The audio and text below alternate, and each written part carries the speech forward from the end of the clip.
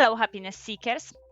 I'm a work psychologist, Claudia Vitura, and I'm on a journey to test, drive, and explore some of the best happiness hacks from the leading experts around the globe and share with you what I have learned.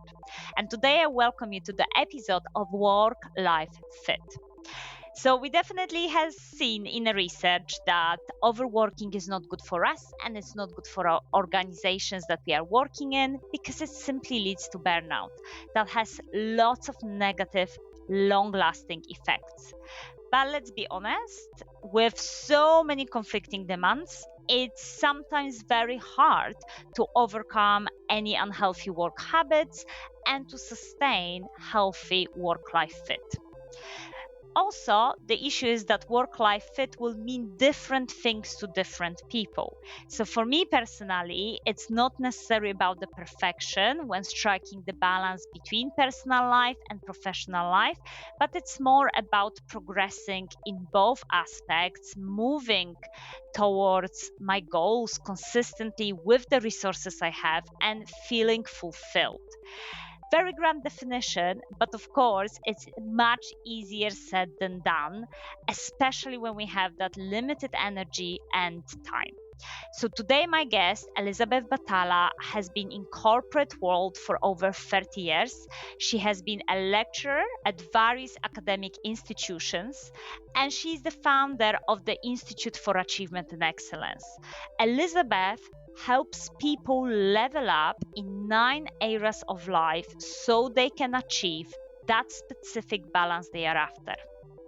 So in this episode, you will discover what is excellence when it comes to work-life fit. What are those 9 areas of life that we need to be looking after, and how can we maintain that healthy work-life balance? I hope that you enjoyed this episode and that it will help you to feel happier. To keep in touch, remember to sign up for my monthly pod letter in which you receive some top happiness hacks with relevant podcast episodes. You can find more information at endhappiness.co.uk. And with no further ado, welcome to Work Life Fit and Happiness. Hello, Liz. Welcome to End Happiness. Very excited to have you here. I'm absolutely excited to be here. Thank you. We are chatting about, I think, very important topic, work-life balance, work-life fit, but really thinking about the idea of, yes, balancing those really important parts in our journey of happiness, I would say.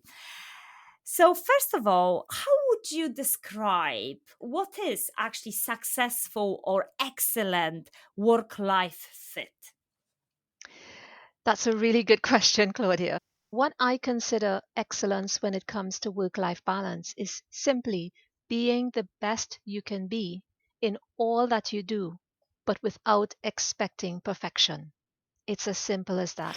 Oh my goodness, so already we like covering the big topic. Okay, so you cannot have always 100%. You cannot be there No. without that perfection, just being your best. Okay. Yes, absolutely, because excellence means different things for different people. We all have different levels of capabilities, understanding, educational background, availability of finances, resources, support, etc.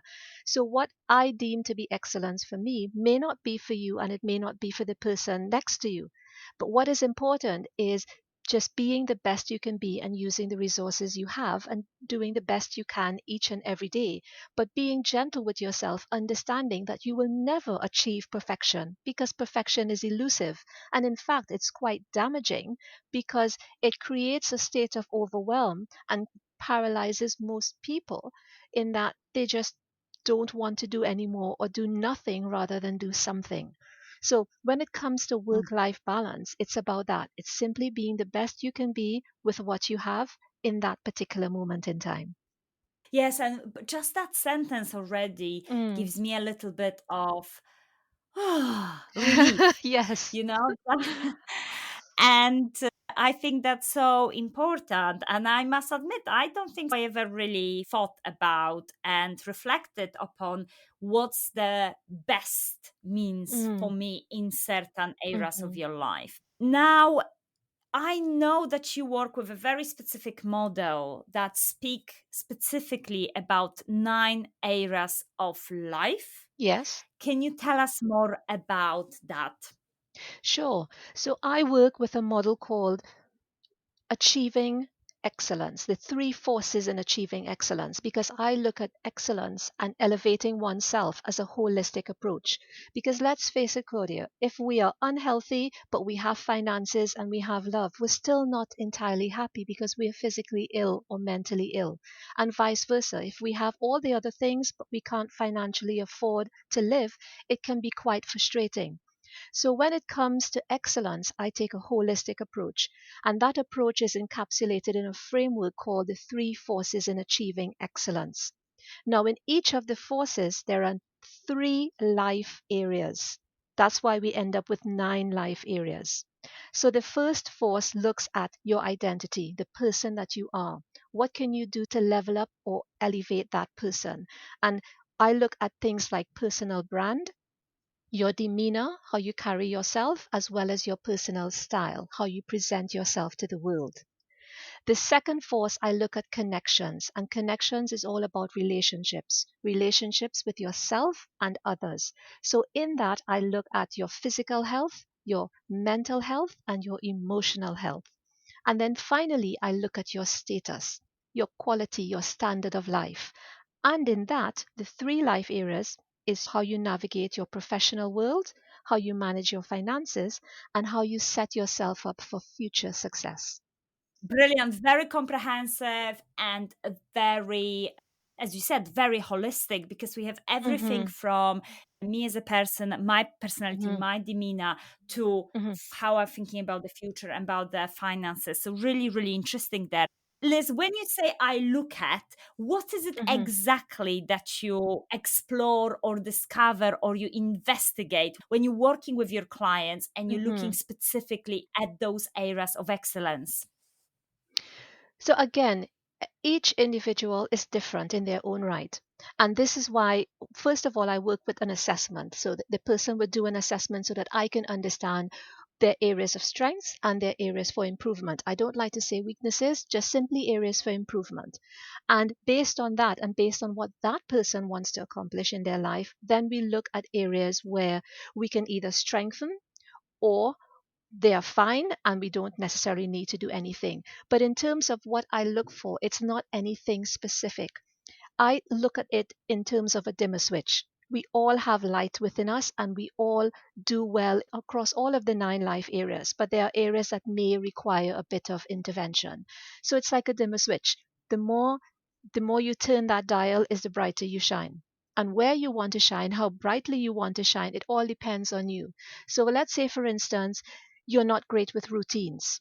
We look at why you're not great with routines, how you can break that pattern, how you can implement routines in a very easy way, in a way that fits your lifestyle, your personality, your commitments, so that you can be consistent long term and see the benefits of it.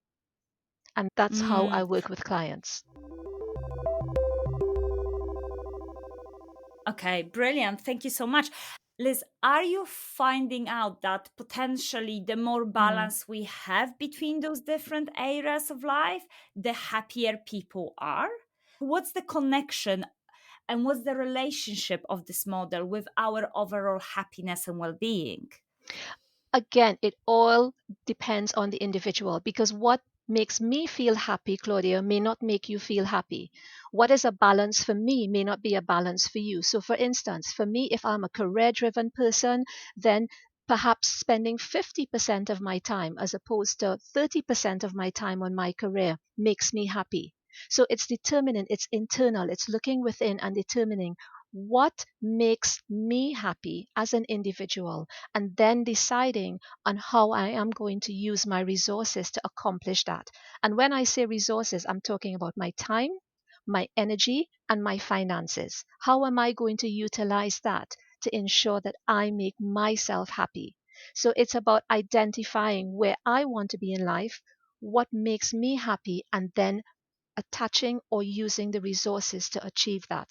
Okay, love it, because I Mhm. think that's really interesting, because I think the word balance is Mhm. quite misleading, because Yes. personally, when I think about balance, I think about taking all those nine components of life Mhm. and everything has to be split No. evenly, a little bit like a pie. No.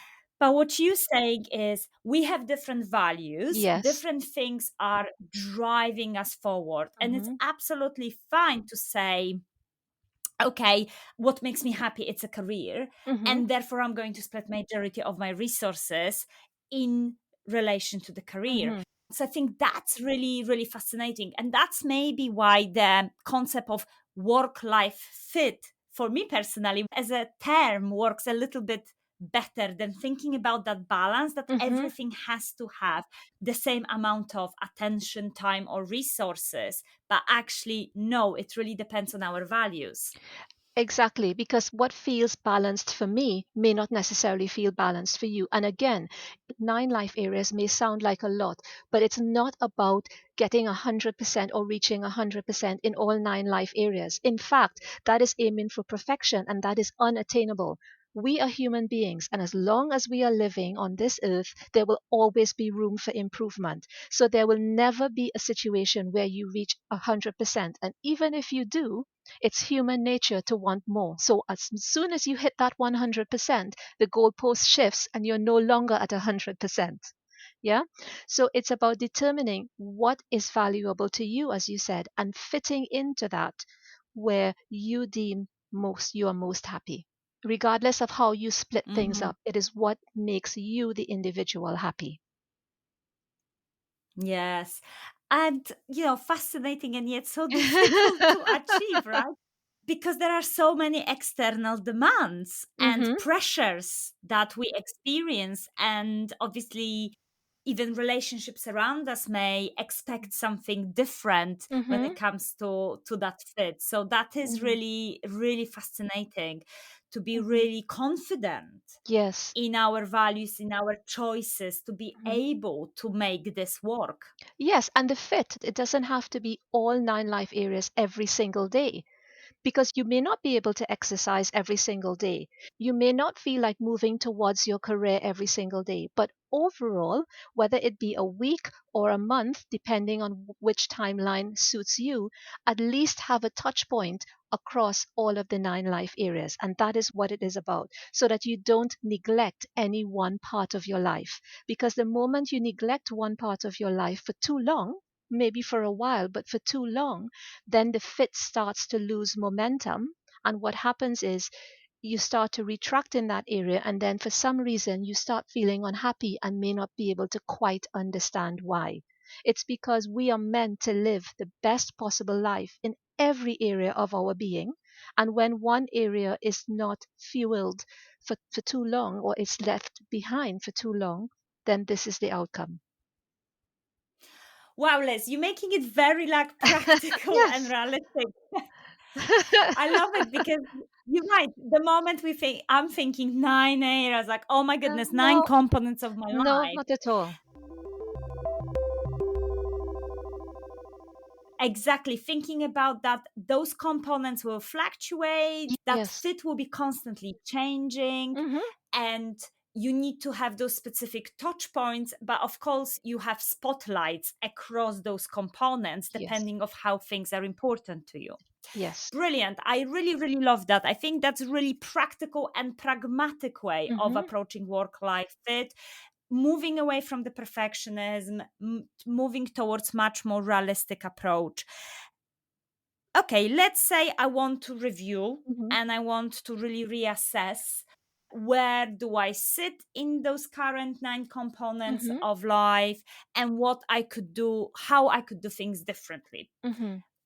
Can you give us some practical tips for listeners to explore, to maintain that healthy or that suitable, let's say, work life fit?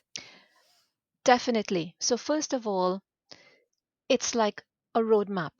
Know where you are, know where you want to go so that you understand your gap.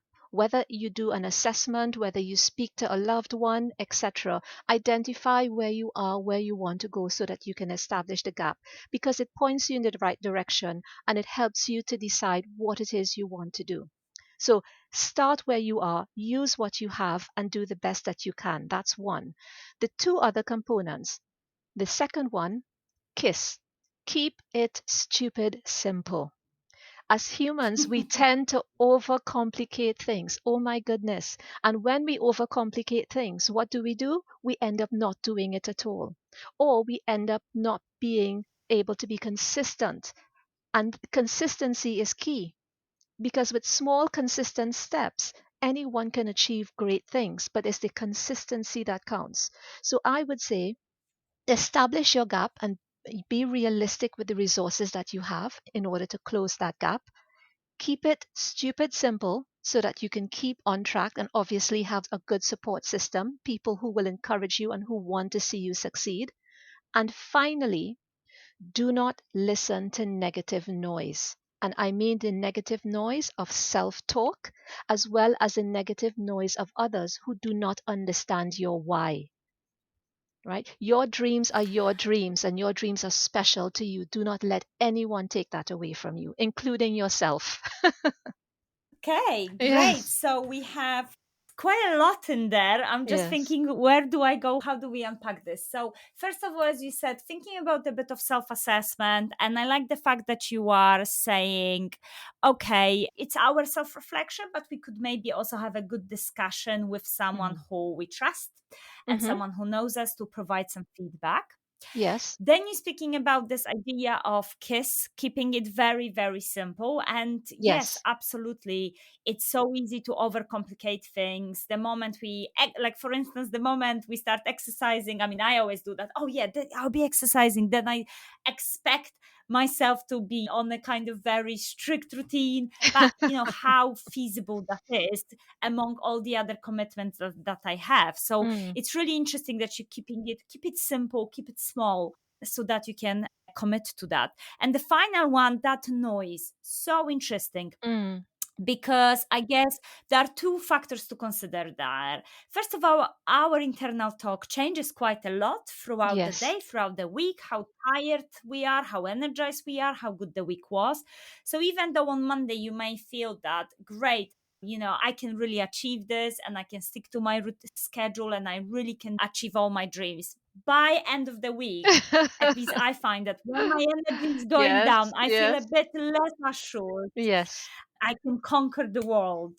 So I think that's quite interesting of how can we be managing that better. Mm, And the second interesting point you said is the external noise. And unfortunately, we do live in a very noisy world.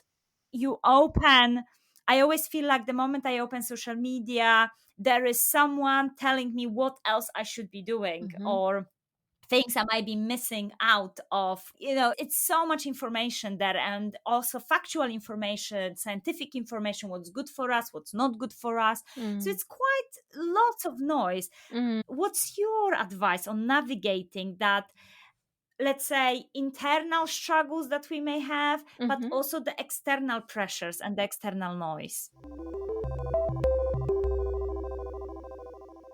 So, what I tend to do when it comes to internal noise, understand that the internal noise in your head doesn't have all the facts, which means it is navigating you in a way that may not be correct. It could be out of fear, it could be out of feeling overwhelmed, etc. But most times, the reality that that voice is telling you is not the actual factual reality that is existing. So, what Mhm. I tend to do to avoid myself ruminating and spiraling into a downward curve, I do something that distracts me and something that I enjoy doing, whether it be creating something, writing an email to a friend, or just picking up the phone and giving someone a call who I haven't spoken to in a while and paying them a compliment. That could make that other person's day to the point where they just shine as well. So I do something to break the pattern. That's the internal noise. I do something to break the pattern. When it comes, because Mhm. that comes with being conscious, of course. When it comes to the external noise, I distance myself from it as much as I possibly can. Or if I can't, if I'm one of those people who, I really do enjoy social media, what I will do is I will not keep going on to social media. I will say to myself, okay, I'm only going to check it 3 times a day. And when I do, I'm going to set a timer for 15 minutes, no more than that. Because too much exposure to negativity, regardless of how strong an individual you are, it can break you down. Think about it. Negative information day in, day out, consistently all the time. The strongest of persons will break after a period of time.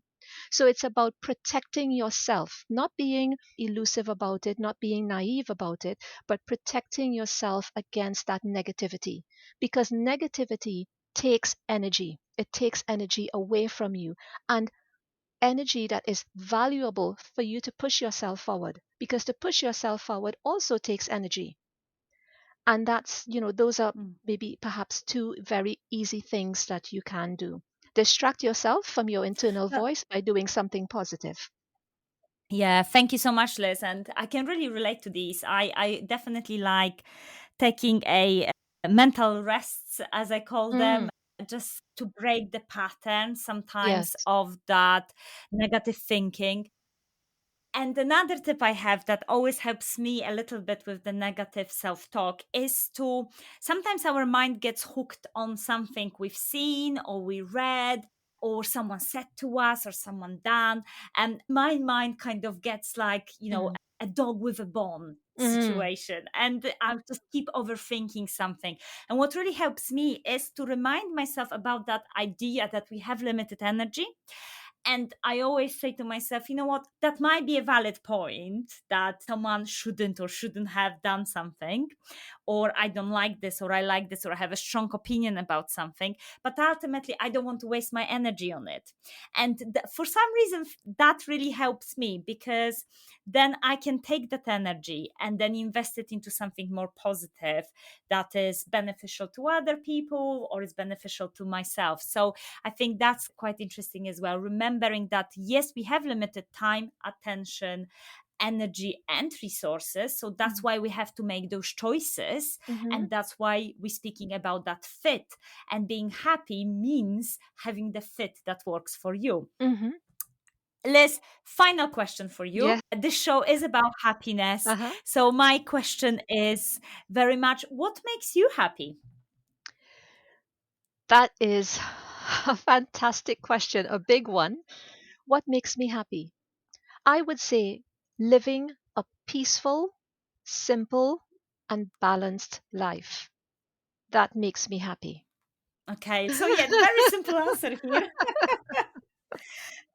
And I know it's a very big question, but thank you so much. So, really thinking about that fit, really thinking about that balance. And you're giving us so many great practical advice today and guidance. And I must say, I really loved your realistic approach to this.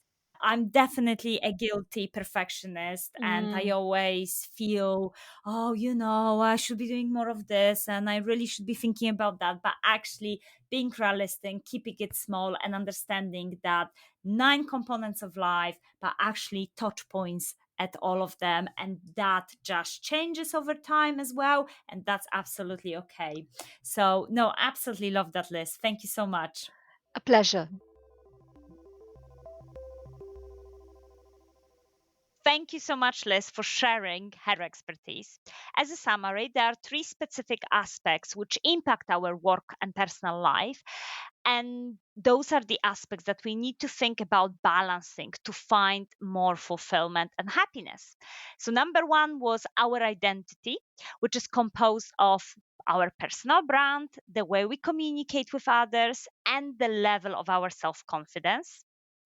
Connection was the second component, which is about connecting with our physical health, mental health, and emotional connections with others.